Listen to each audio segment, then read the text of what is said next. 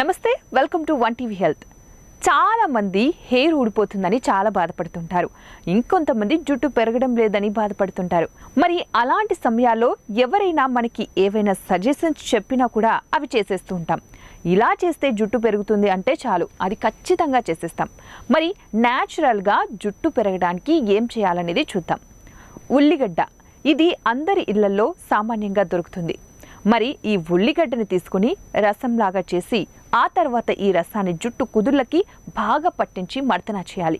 మనకి ఈ ఆనియన్లో సల్ఫర్ ఉంటుంది. ఈ సల్ఫర్ మన హెయిర్ రీగ్రోత్కి బాగా యూస్ అవుతుంది.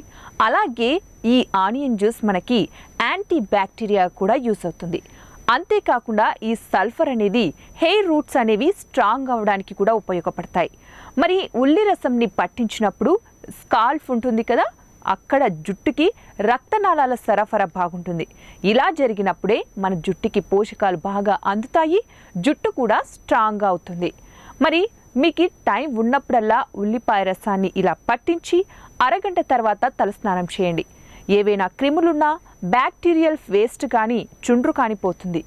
అప్పుడు మన జుట్టు కూడా స్ట్రాంగ్ అవుతుంది. ఇవి ఇవాల్టి టిప్స్. మరిన్ని తాజా టిప్స్ కోసం చూస్తూనే ఉండండి వన్ టీవీ హెల్త్.